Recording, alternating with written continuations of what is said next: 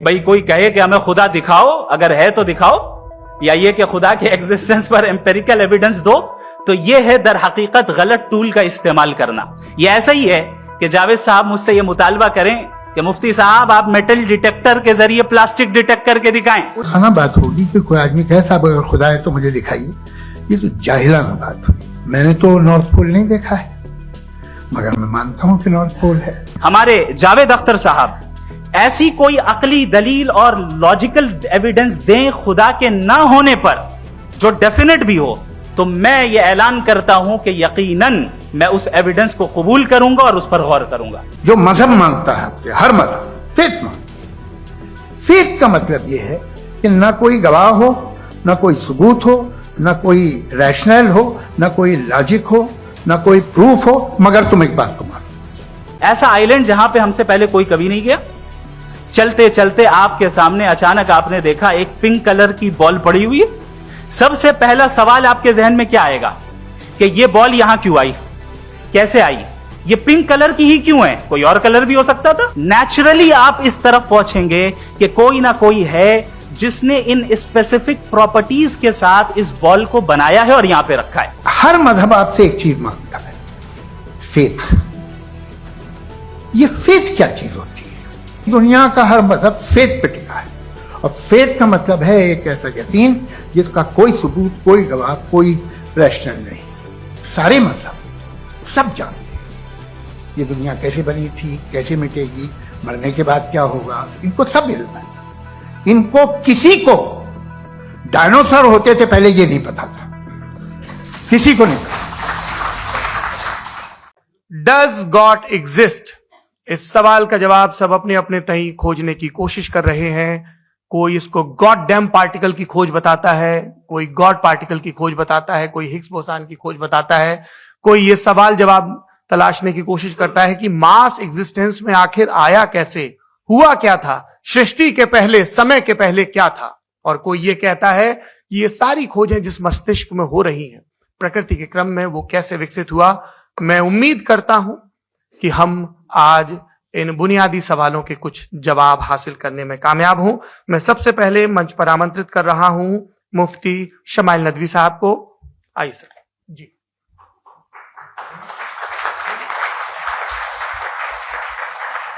तमाम तारीफें उस क्रिएटर के लिए जिसने इस यूनिवर्स को एक मकसद के तहत पैदा किया है। रिस्पेक्टेड जनाब जावेद अख्तर साहब, मिस्टर सौरभ द्विवेदी और respected audience, thank you all for being here today. आज की डिबेट में चूंकि हम बात करने वाले हैं डज गॉड एग्जिस्ट के टॉपिक पर, तो ये एक ऐसा टॉपिक है जिसके मुताल्लिक कोई भी डिसीजन लेने के लिए अलग अलग स्टैंडर्ड्स हो सकते हैं।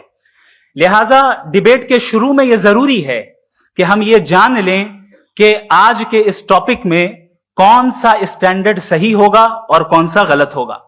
सबसे पहला स्टैंडर्ड जिसे मैं समझता हूं कि हमारे रिस्पेक्टेड जनाब जावेद अख्तर साहब बड़ी तेजी के साथ उसकी तरफ लपकेंगे, वो है साइंस।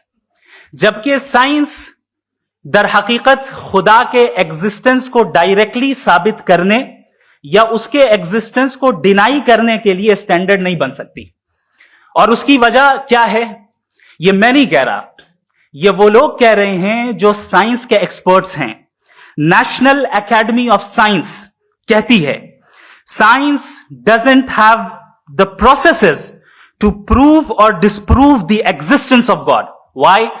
क्योंकि साइंस का ताल्लुक एम्पेरिकल एविडेंस से है, और एम्पेरिकल एविडेंसेस का ताल्लुक हमारे नेचुरल और फिजिकल वर्ल्ड से है, जबकि गॉड नॉन फिजिकल और सुपर नेचुरल रियलिटी है। लिहाजा नॉन फिजिकल रियलिटी को आप उस टूल के साथ नहीं चेक कर सकते जिसका काम फिजिकल रियलिटी को तलाश करना है। लिहाजा आज इस डिबेट में गॉड की एग्जिस्टेंस को साबित करने या उसे डिनाई करने में साइंटिफिक एविडेंस को एक्सेप्ट नहीं किया जाएगा। दूसरा स्टैंडर्ड हो सकता है रेविलेशन, कि रेविलेशन के जरिए हम यह साबित करें कि गॉड एग्जिस्ट करता है या नहीं। लेकिन यह स्टैंडर्ड भी आज इररेलेवेंट है। क्यों? क्योंकि रेविलेशन मेरे नजदीक सोर्स ऑफ नॉलेज है, वैलिड सोर्स ऑफ नॉलेज है, लेकिन हमारे जावेद अख्तर साहब के नजदीक ये वैलिड सोर्स ऑफ नॉलेज नहीं है। लिहाजा आज की डिबेट में मैं एक भी एविडेंस किसी भी मजहबी स्क्रिप्चर से नहीं दूंगा, ताकि जावेद अख्तर साहब के लिए वो अनएक्सेप्टेबल ना हो। तीसरा जो मेयार हो सकता है वो है ऑब्जर्वेशन, कि भाई कोई कहे कि हमें खुदा दिखाओ, अगर है तो दिखाओ, या ये कि खुदा के एग्जिस्टेंस पर एम्पेरिकल एविडेंस दो, तो ये है दर हकीकत गलत टूल का इस्तेमाल करना। ये ऐसा ही है कि जावेद साहब मुझसे ये मुतालबा करें कि मुफ्ती साहब आप मेटल डिटेक्टर के जरिए प्लास्टिक डिटेक्ट करके दिखाएं। अब चूंकि प्लास्टिक डिटेक्ट नहीं हो पा रही है, लिहाजा plastic does not exist. No, you are using the wrong tool. इस टूल से प्लास्टिक को डिटेक्ट नहीं किया जाता। लिहाजा मैं समझता हूं कि गॉड के एग्जिस्टेंस पर एम्पेरिकल एविडेंस का मुतालबा करना एक बचकाना मुतालबा है, और हमारे रिस्पेक्टेड जनाब जावेद अख्तर साहब इस स्टेज से अब बहुत आगे निकल चुके हैं। अब बचता है एक ही स्टैंडर्ड, और वो स्टैंडर्ड है अक्ल, लॉजिक, रीजनिंग। और यही वो स्टैंडर्ड है जिसके तहत गॉड के एग्जिस्टेंस को साबित किया जाएगा या गॉड की एग्जिस्टेंस को डिनाई किया जाएगा। लेकिन चूंकि ये बहुत इंपॉर्टेंट और सेंसिटिव टॉपिक है, इसलिए लॉजिकल आर्ग्यूमेंट भी ऐसा होना चाहिए जो डेफिनेटिव हो, इनडेफिनेटिव ना हो, जो 2 और 2 4 की तरह बिल्कुल वाजे हो, जिसे लॉजिकली रिजेक्ट करना पॉसिबल नहीं हो। फॉर एग्जाम्पल हम कहें हमारे रिस्पेक्टेड मिस्टर सौरभ साहब, ये एक इंसान है और तमाम इंसान कॉन्शियस बीइंग है, लिहाजा नतीजा क्या निकला, हमारे सौरभ साहब भी कॉन्शियस बीइंग है। क्या ये इनडेफिनेट आर्ग्यूमेंट है या डेफिनेट आर्ग्यूमेंट है? ये डेफिनेट आर्ग्यूमेंट है। ये 2 और 2 की तरह वाजे है, इसमें किसी तरह जो है लॉजिकली इसको रिजेक्ट नहीं किया जा सकता। तो अगर आज हमारे जावेद अख्तर साहब ऐसी कोई अकली दलील और लॉजिकल एविडेंस दें खुदा के ना होने पर जो डेफिनेट भी हो, तो मैं ये ऐलान करता हूं कि यकीनन मैं उस एविडेंस को कबूल करूंगा और उस पर गौर करूंगा। लेकिन साथ में यह भी ऐलान कर देता हूं प्रेडिक्शन के तौर पर कि ऐसा कोई डेफिनेट आर्ग्यूमेंट कोई नहीं पेश कर सकता। दलील हम देंगे और डेफिनेटिव दलील देंगे, लॉजिकल दलील देंगे, ऐसी दलील देंगे जो एंटायर एथिस्टिक वर्ल्ड उसे रेफ्यूट नहीं कर सकती। चलें अब हम एक एग्जाम्पल सोचते हैं, एक सिनेरियो, सिंपल सिनेरियो, तमाम ऑडियंस से गुजारिश है, हम और आप एक आइसोलेटेड आइलैंड पर हैं, ऐसा आइलैंड जहां पे हमसे पहले कोई कभी नहीं गया। चलते चलते आपके सामने अचानक आपने देखा एक पिंक कलर की बॉल पड़ी हुई है। सबसे पहला सवाल आपके जहन में क्या आएगा कि ये बॉल यहां क्यों आई, कैसे आई, ये पिंक कलर की ही क्यों है, कोई और कलर भी हो सकता था, ये इसी शेप में क्यों है, कोई और शेप भी हो सकता था। नेचुरली आप इस तरफ पहुंचेंगे कि कोई ना कोई है जिसने इन स्पेसिफिक प्रॉपर्टीज के साथ इस बॉल को बनाया है और यहां पे रखा है। चूंकि आप जानते हैं कि ये जो बॉल है इसका एग्जिस्ट करना जरूरी नहीं है, ये एग्जिस्ट कर भी सकती थी, नहीं भी कर सकती थी, और एग्जिस्ट करना ही था तो किसी और फॉर्म में करती, किसी और कलर में करती। अब आप इस बॉल को एक्सपैंड करते चले जाएं, एक्सपैंड करते चले जाएं, एक्सपैंड करते चले जाएं, यहां तक कि ये बॉल यूनिवर्स के साइज की हो जाए। बताइए कि क्या साइज के बढ़ जाने से सवाल बदल जाएगा? हरगिज नहीं बदलेगा। अभी भी सवाल रहेगा, ये यूनिवर्स कहां से आया, इन स्पेसिफिक प्रॉपर्टीज के साथ कहां से आया, क्यों आया, किसने बनाया, यह सवाल उस वक्त भी वैलिड रहेगा। लेकिन यह सवाल अगर हम जनाब जावेद अख्तर साहब से करें तो चूंकि इनका वर्ल्ड व्यू एथिस्टिक है, और सिर्फ इनका नहीं, मतलब जितने भी एथिस्ट हैं और एथिस्टिक वर्ल्ड व्यू को रखने वाले से अगर आप ये सवाल करें कि ये यूनिवर्स कहां से आया, तो इनका जवाब या तो आर्ग्यूमेंट फ्रॉम इग्नोरेंस होगा या डॉगमेटिक होगा। या तो ये कहेंगे कि मुझे नहीं पता कि ये कहां से आया, लिहाजा गॉड डज नॉट एग्जिस्ट, ये आर्ग्यूमेंट फ्रॉम इग्नोरेंस है। या ये कहेंगे कि ये यूनिवर्स खुद ब खुद बन गया, इसका मतलब यह है कि उस बॉल को भी खुद ब खुद बन जाना चाहिए, लेकिन बॉल के ताल्लुक से ये एक्सप्लेनेशन एक्सेप्ट नहीं की जाएगी कि खुद ब खुद बन गई, लेकिन यूनिवर्स के ताल्लुक से कर दिया जाएगा। इसे हम दूसरे अल्फाज में डॉगमा भी कह सकते हैं। दूसरी चीज, हमारे जावेद अख्तर साहब जरूर गॉड ऑफ गैप्स की मिसाल भी जरूर देंगे, और मिसाल देंगे कि पहले जमाने में बिजलियां कड़कती थी तो लोगों ने किसी एक खुदा की तरफ, और बारिश होती थी तो दूसरे खुदा की तरफ मंसूब कर दिया, उनके पास दलील नहीं थी। यह हमारा वर्ल्ड व्यू है ही नहीं, यह हमारा वर्ल्ड व्यू है ही नहीं, क्योंकि नेचुरल फेनोमेना के प्रोसेस की इंटरप्रिटेशन को जान लेने से यह कहां से साबित हो गया कि गॉड एग्जिस्ट नहीं करता है। इस पर मैं इंशाअल्लाह अभी आगे बात करूंगा। आप हजरात ये भी देखेंगे, और मैं ये एक्सपेक्ट करता हूं कि हमारे रिस्पेक्टेड जनाब जावेद अख्तर साहब जरूर इमोशनल आर्ग्यूमेंट्स भी देंगे, जो कि एक लॉजिकल फेलेसी है जब बात आती है ट्रुथ को डिसाइड करने में। क्यों? मिसाल के तौर पर वो कहेंगे कि अगर गॉड है तो इविल क्यों एग्जिस्ट करता है, जबकि मैं कहता हूं इविल का एग्जिस्ट करना गॉड के एग्जिस्ट करने की दलील है, उसके खिलाफ नहीं है। चूंकि अगर गॉड है तो हम सब उसके सामने अकाउंटेबल हैं, और अगर हम अकाउंटेबल हैं तो अकाउंटेबिलिटी के लिए इविल का मौजूद होना जरूरी है, उसके बगैर हम अकाउंटेबल नहीं हो सकते। और अगर हम अकाउंटेबल नहीं हैं तो हम जनाब जावेद अख्तर साहब से पूछेंगे कि आप बताएं कि फिर सफरिंग इस दुनिया में क्यों है? अगर खुदा नहीं है तो सफरिंग क्यों है? और उन लोगों के जज्बे का क्या जिनके अंदर सफरिंग के बाद इंतकाम लेने का जज्बा पाया जाता है और वो इस दुनिया से ऐसे ही चले गए, क्या उनकी सारी तकलीफें बेकार चली जाएंगी? अब आ जाएं उसी एग्जाम्पल की तरफ कि बॉल, मुझसे अगर कोई पूछे इस बॉल को किसने बनाया और या इस एक्सपेंडेड बॉल को किसने बनाया, मैं कहूंगा कि चूंकि ये यूनिवर्स और इस यूनिवर्स की तमाम चीजें कॉन्टिंजेंट हैं। कॉन्टिंजेंट होने का मतलब ये होता है कि जो अपने एग्जिस्टेंस पे किसी के ऊपर डिपेंड करती हो, तो जाहिर है ये यूनिवर्स कॉन्टिंजेंट है। और अगर कोई चीज कॉन्टिंजेंट नहीं है तो मैं रिक्वेस्ट करूंगा कि मुझे दिखा दें कि कौन सी चीज यूनिवर्स में कॉन्टिंजेंट नहीं है, हम भी जरा गौर कर लें और हम भी देख लें।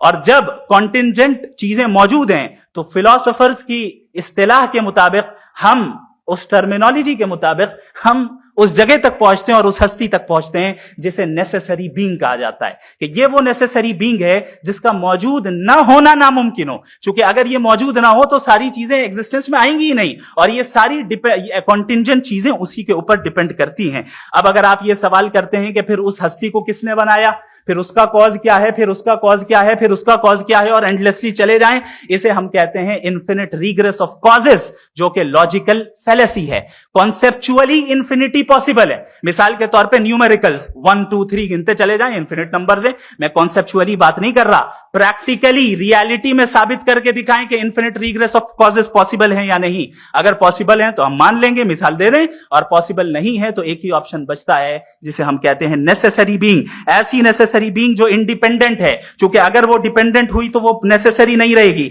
ऐसी इंडिपेंडेंट बीइंग जो इटर्नल है, अगर वो इटर्नल नहीं होगी, उसकी बिगिनिंग होगी तो वो खुद कॉन्टिंजेंट है। ऐसी बीइंग जो पावरफुल है, क्योंकि कॉन्टिंजेंट को एक्चुअलाइज करने के लिए पावर चाहिए। ऐसी बीइंग जो इंटेलिजेंट है और नॉलेजेबल है, क्योंकि ये यूनिवर्स स्पेसिफिक फॉर्म और स्पेसिफिक लॉज ऑफ नेचर के तहत प्रिसाइजली चल रहा है।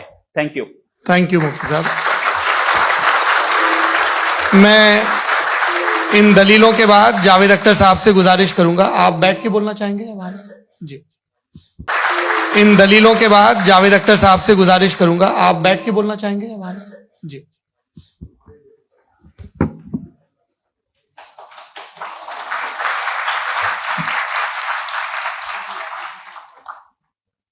पहले तो मैं मुफ्ती साहब को एक अच्छी खबर देना चाहूंगा कि मेरी नॉलेज साइंस के बारे में बड़ी मामूली है, तो आप फिक्र ना करें उसकी, लेकिन कुछ कॉमन सेंस है मुझ में। देखिए, ये खुदा का तस्वुर कोई नया तस्वुर नहीं है, ये सदियों से रहा है।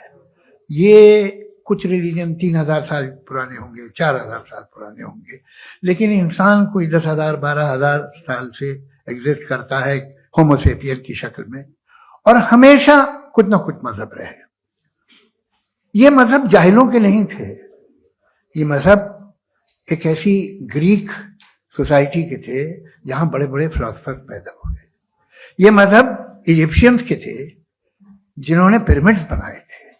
ये रोमन्स के थे कि जिनका आर्किटेक्चर और सेनेट यानी पहली बुनियाद डेमोक्रेसी की, लिमिटेड थी मगर डेमोक्रेसी थी, ये उन लोगों ने किए थे। तो इनका जो जुपिटर था, रा था, ज़्यूस था, उन्हें उस पर इतना ही एतमाद था जितना आज किसी मजहबी आदमी को अपने खुदा पे होगा। क्रिश्चियनिटी आने से पहले यूरोप में एक मजहब था, जर्मेनिक रिलीजन। उसका एक खुदा था, उसकी एक बीवी थी, उसके 2 बेटे थे, एक बेटी थी। फिर जर्मनी में जब यूरोप में क्रिश्चियनिटी आई तो वो खुदा, उसकी बीवी और पूरे खानदान चला गया। तो हमने, अगर हम हिस्ट्री देखें तो खुदा जो है वो ज्यादातर फनी है, वो हमेशा रहे नहीं। और वो जो लोग इन्हें मानते थे उनको आप कहें वो तो जाहिल थे, उन्हें तो कुछ पता ही नहीं था, ऐसा नहीं है। वो अपने वक्त में बड़े काबिल लोग थे और अपने वक्त में उन्होंने बड़े बड़े काम किए हैं, फिलोसफर्स थे, साइंटिस्ट थे, लेकिन उनका मजहब कहाँ गया, उनके खुदा कहाँ गए? आज जो खुदा हैं दुनिया में लोग उन्हें मानते हैं। आपको क्या मालूम कि कितने बरसों के बाद क्या होने वाला है? हम यूरोप में देखते हैं तो चर्च खाली हैं। तो वक्त के साथ चीजें बदलती हैं। जहां तक इसका ताल्लुक है मजहबों का, हर मजहब आपसे एक चीज मांगता है, फेथ। ये फेथ क्या चीज होती है?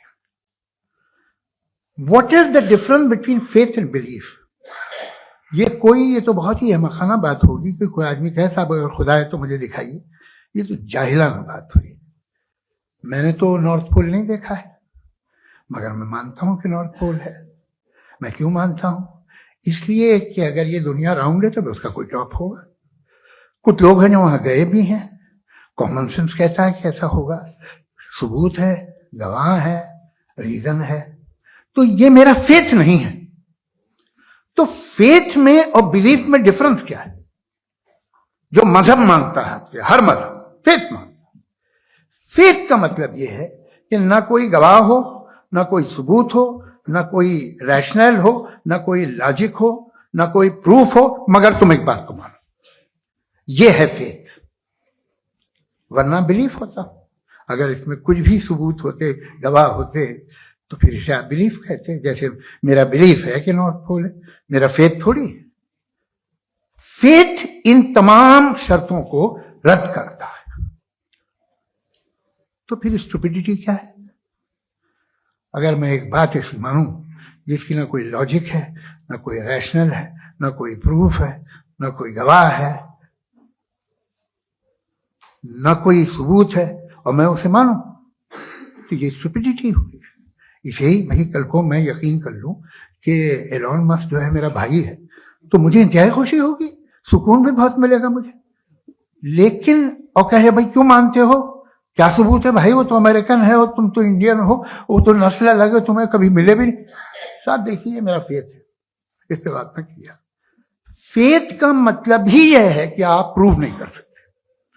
अगर आप प्रूव कर सकते हो तो फेथ की जरूरत ही नहीं, फिर तो आप बात करेंगे, आप कितनी बहस कर लीजिए।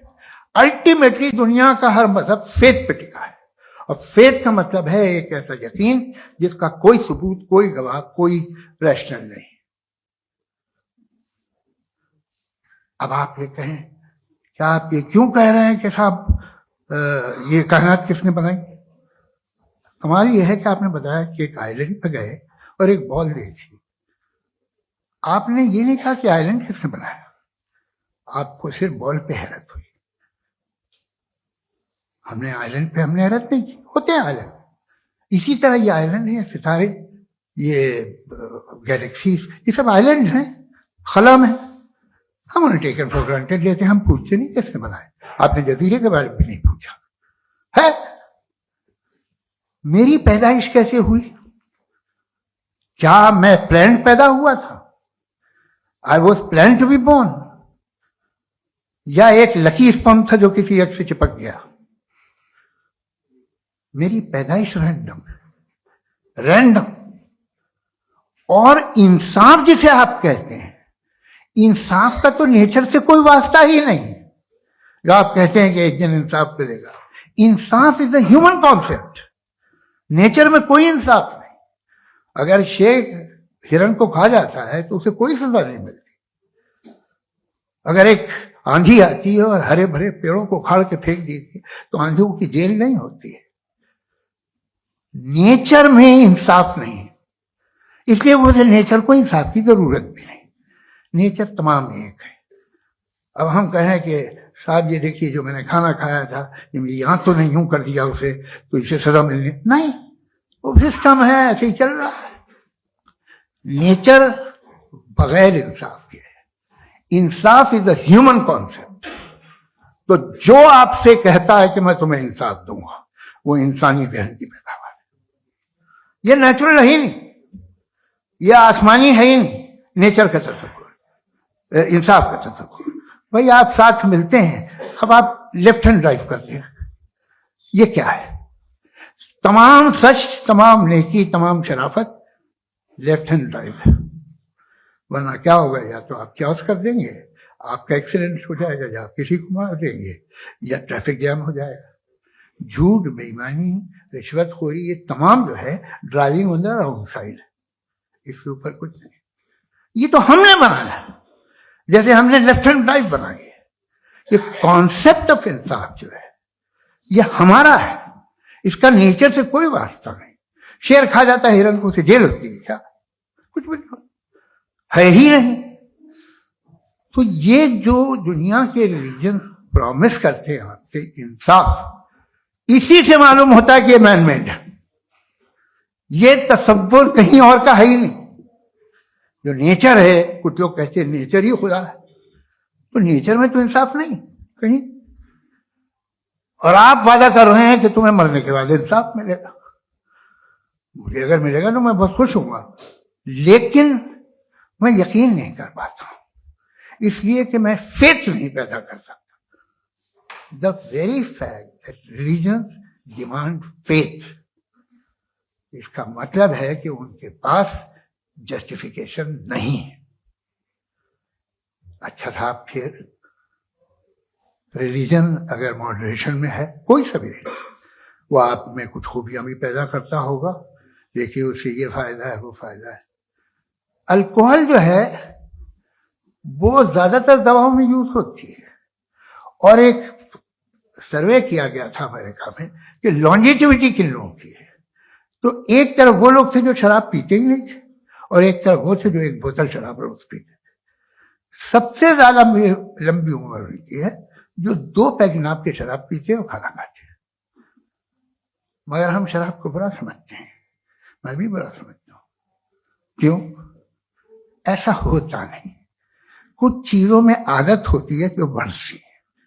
आज तक में एक आदमी दूध पीता है, आप 10 साल बाद भी मिलेंगे तो एक ही गिलास पीता होगा। ऐसा नहीं होता, सुबह से दूध पीता रहता है। मिल्कोहलिक मैंने नहीं देखे, अल्कोहलिक होते हैं। ये टेंडेंसी है मजहब की कि वो बढ़ता है, जैसे कैंसर बढ़ता है, जैसे शराब बढ़ती है।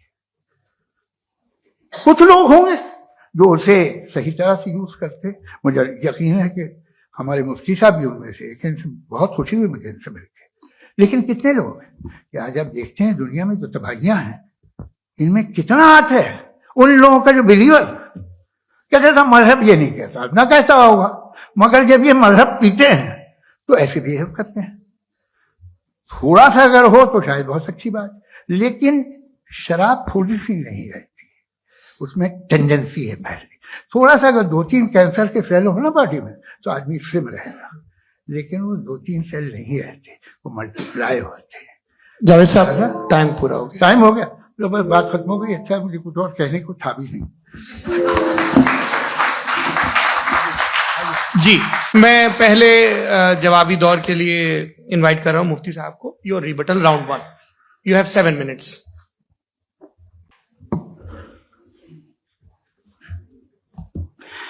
Thank you very much Javed साहब। आपकी बात को सुनकर बड़े महजूज हुए हम लोग। महजूज, do you understand? We enjoyed. Okay, अब थोड़ा सा लॉजिकली उसको हम लोग दरअसल हम लोगों ने कल गुजारिश की थी मुफ्ती साहब से भी, जावेद साहब से भी, कि हिंदुस्तानी जबान आम फहम सबको समझ में आ जाए, और जहां कहीं आप मुश्किल शब्द इस्तेमाल करें वहां बताते भी चलें। Thank you. तो सबसे पहले हमारे रिस्पेक्टेड जावेद साहब ने हवाला दिया कि खुदा फानी है। कितने मजहब आगे चले गए, किसी ने जुपिटर को खुदा माना, किसी ने किसी को माना। मैं कहता हूं जिसने कॉन्टिंजेंट चीज को खुदा माना, गलत माना, वो खुदा ही नहीं, वो खुदा ही नहीं है।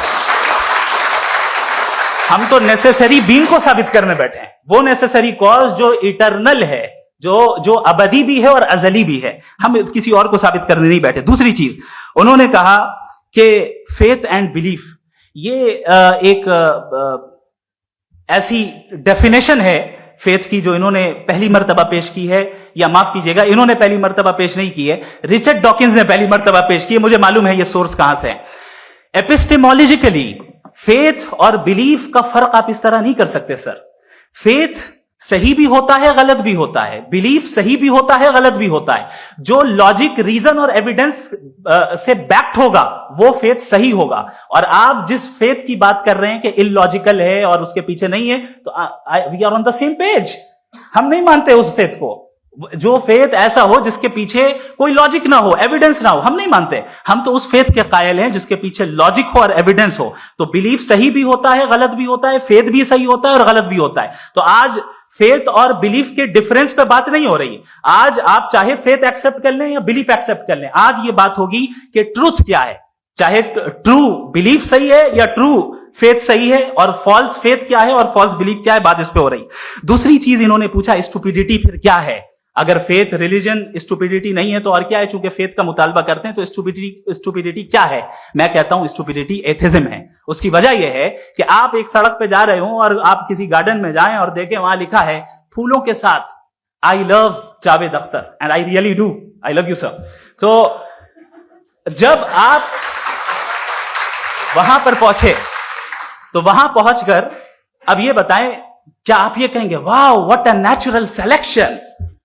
ये क्या नेचुरल सिलेक्शन है? नहीं, ये प्रिसाइजली डिजाइंड है, इसके पीछे डिजाइनर है। लिहाजा अगर कोई एक ऐसी कॉमन सेंस की बात को कबूल नहीं कर रहा है कि यूनिवर्स जो इतने प्रिसाइजली काम कर रहा है, हम कह दें कि खुद ब खुद बन गई, मैं समझता हूं इससे बड़ी स्टुपिडिटी और कुछ नहीं है। ये इर्रेशनल चीज है।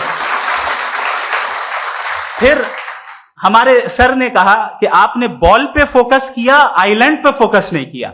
अरे आइलैंड को किसने बनाया यही समझाने के लिए तो बॉल की मिसाल दे रहा हूं। और बॉल भी कॉन्टिंजेंट है, आइलैंड भी कॉन्टिंजेंट है, दोनों नेसेसरी बीइंग का मुतालबा करते हैं। आगे इन्होंने कहा कि नेचर में कोई इंसाफ नहीं है।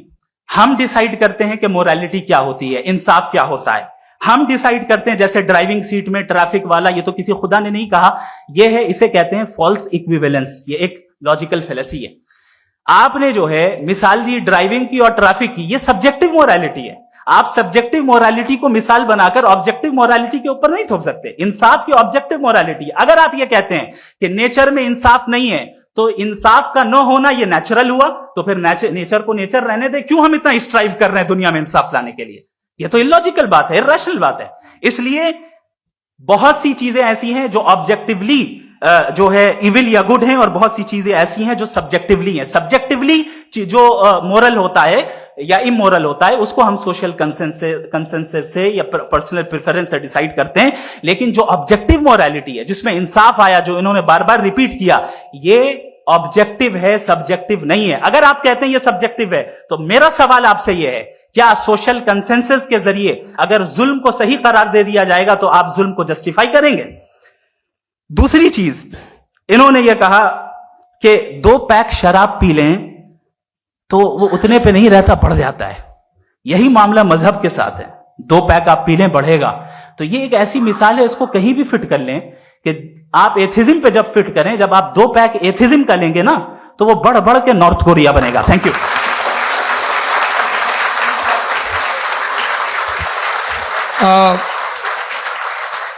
फर्स्ट राउंड के रिबटल के लिए मैं जावेद साहब को इनवाइट कर रहा हूं। आपके पास 7 मिनट का वक्त है, रीसेट कर दीजिएगा प्लीज।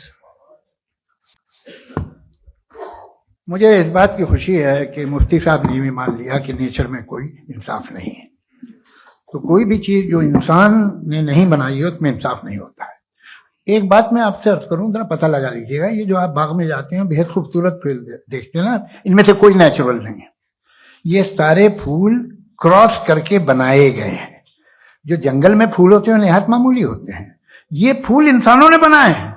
जो आप बाग में देख के वाह वाह कहते हैं, ये इंसानों के बनाए हुए हैं। डिफरेंट फूलों को क्रॉस करके, डेवलप करके, फिर क्रॉस करके इस तरह से बनाए गए। नेचुरल फ्लावर नहीं। किसी जंगल वीरान में जाके आप गुलाब के फूल नहीं देखेंगे। ये सब बनाए हुए इंसान ने, बहुत से काम इंसान ने किए।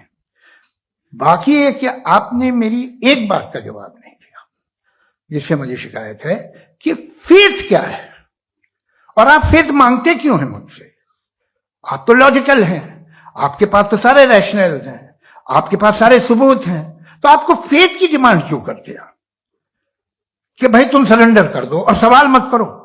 कोई मजहब सारे सवाल करने की इजाजत नहीं देता है और मना करता है कि ज्यादा सवाल ना करो, बह जाओगे तुम। आप क्यों रोकते हैं? हकीकत यह है कि इंसानी तारीख क्या है। इंसानी तारीख यह है कि दुनिया में दो तरह के लोग हुए हैं। एक वो जिन्होंने अपनी लाइल्मी की परस्तिश की है, दूसरे वो जिन्होंने अपनी इग्नोरेंस या लाइल्मी से झगड़ा किया है और मालूम किया है कि क्या है। ये जो आप कह रहे हैं, आज आप हैरान हैं कि भाई ये यूनिवर्स कैसे बनी। लोग हैरान थे कि सूरज डूबता है तो इधर से कैसे निकलता है। और आप एक कदम जाके हमेशा का मानने को तैयार है, एक कदम पीछे ही मान जाइए। भाई आप इसके बाद जाते हो, कहते सवाल ना करना कि ये कहां से आया, ये पावर तो हमेशा से हमेशा रहेगी। तो आप यूनिवर्स के बारे में मानने में क्या तकलीफ है? एक कदम पहले रुक जाइए। ये हमेशा से थी या नहीं थी, हमें मालूम नहीं है। और ये कहना कि हमें मालूम नहीं है, कमाल ये है कि दुनिया के सारे मजहब सब जानते हैं ये दुनिया कैसे बनी थी, कैसे मिटेगी, मरने के बाद क्या होगा, इनको सब इल्म है। इनको किसी को डायनासोर होते थे पहले ये नहीं पता था, किसी को नहीं पता।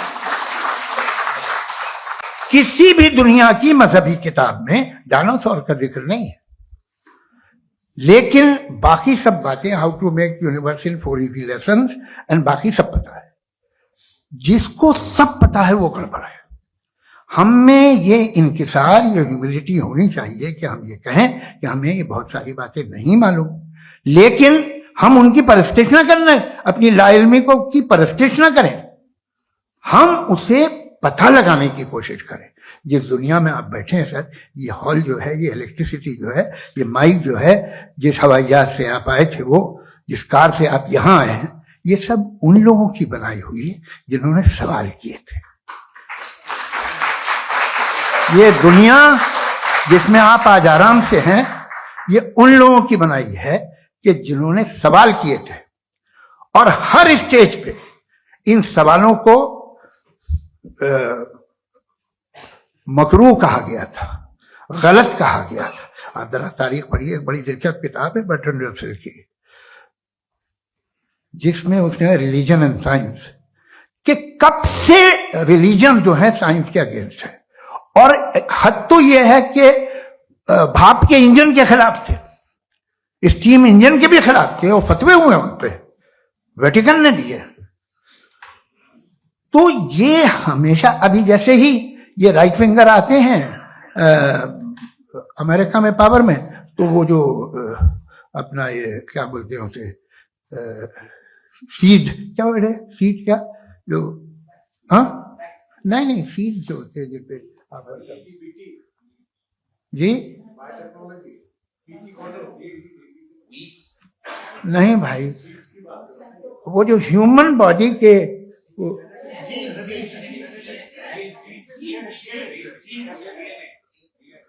उस पर रिसर्च बंद हो जाती है, रिपब्लिकन नहीं करने देते।